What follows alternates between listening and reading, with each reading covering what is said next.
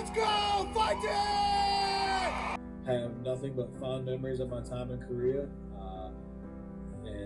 If that opportunity presents itself again, it's something we would certainly listen to.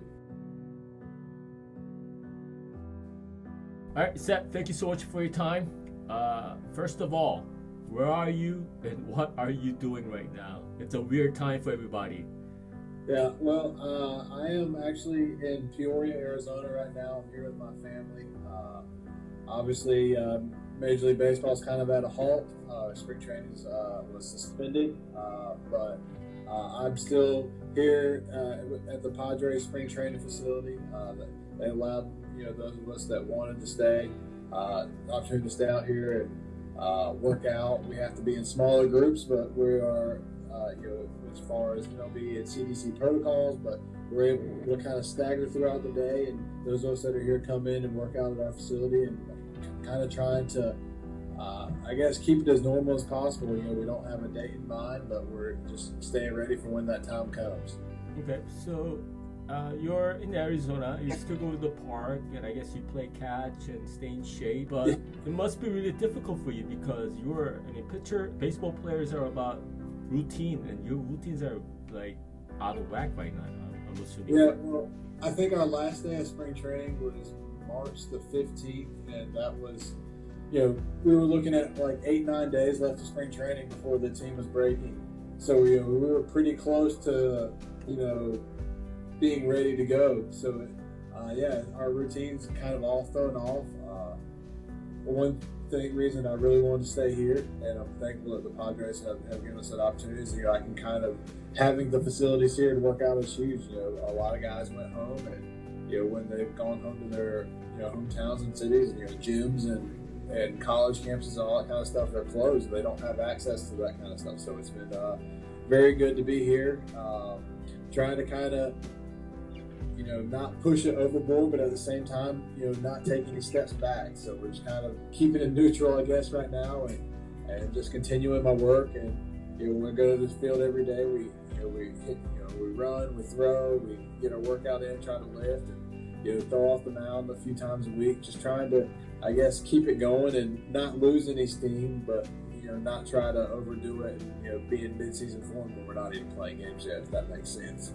Okay, when the news broke that Major League Baseball was going to suspend the spring training, how did you take it, and what was the mood like in the clubhouse? I'm sure you spoke to your teammates and stuff with the Padres, but how did you guys handle it? It was crazy, because we found out on a Thursday. I want to say it was like Thursday the 15th or 16th. We had a night game the night before. Everything. There was like 15,000 people. We were playing the Cubs. 15,000 people at our game, and then we show up the next day, and they say, well, spring training is suspended indefinitely, and you have three options. You can either go to, for guys that were on the 40-man roster, they could either go to San Diego, they could stay in Arizona, or they could go to their hometowns. And it was kind of one of those things where kind of, hey, what do we do? Like, what people had to make individual decisions, and it was kind of like a lot of unknown because we really didn't. I think initially baseball had said that they were shooting for an April the 9th start date, and then it became April the 23rd, and now we don't know. Right. Hopefully we don't get pushed back any further, but there's a lot of unknown right now, so it's just kind of trying to take it one day at a time as much as possible. Okay, so let's just go back to baseball now. You participate in you're part of the Padres spring training. You got into a couple of games, I think, and how did it go? How do you feel? What was your before everything just got stopped? How was your spring training going so far? It was going well. I kind of came in as a new face of the organization, but I felt like I made a good, positive first impression, and it was really frustrating.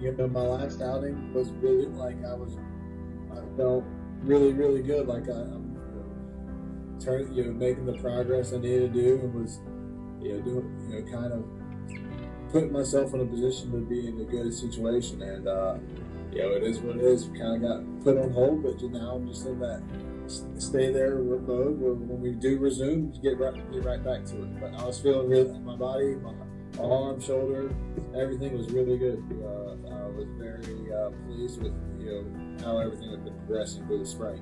Well, they're talking about 29-man roster once everything starts. Yeah. So that could be a good news for you. I mean, more spots. Absolutely. Yeah.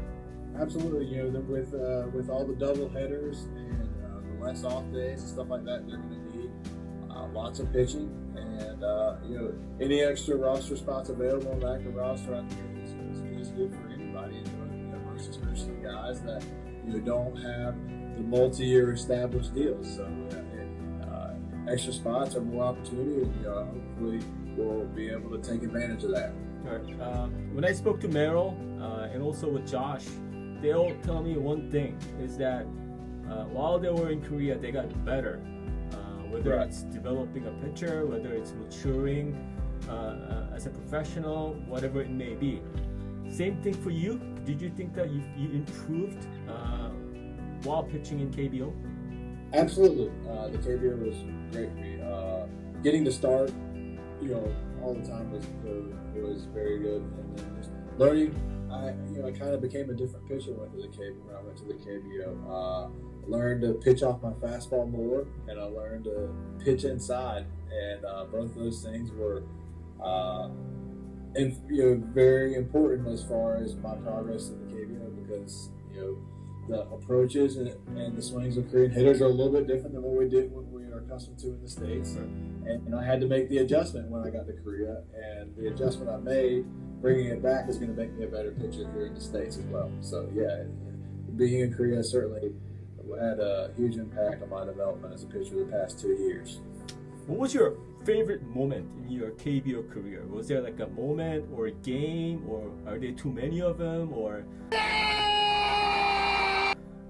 a day or a play that still is stuck in your mind? But we're not done! Let's go! Fight it! I was very fortunate to play on a team that had a lot of success in my 2 years.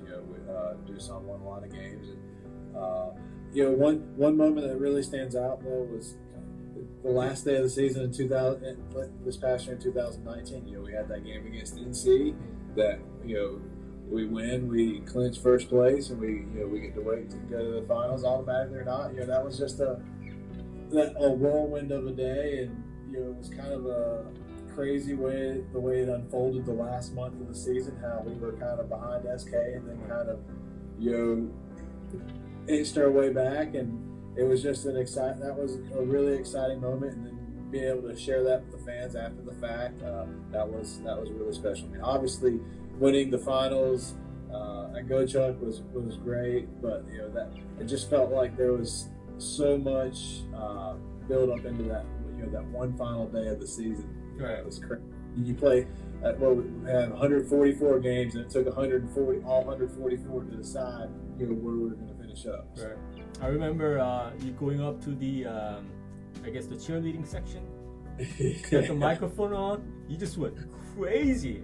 What was that all about, man? Well, it was kind of I was there was a lot of guys that went before me, and a lot of them went the traditional route and stuff like that. And I was like, well, screw it. I'm gonna give them something different. I'm gonna give them something they remember. So I did. And, it's funny. I've run into a lot of people.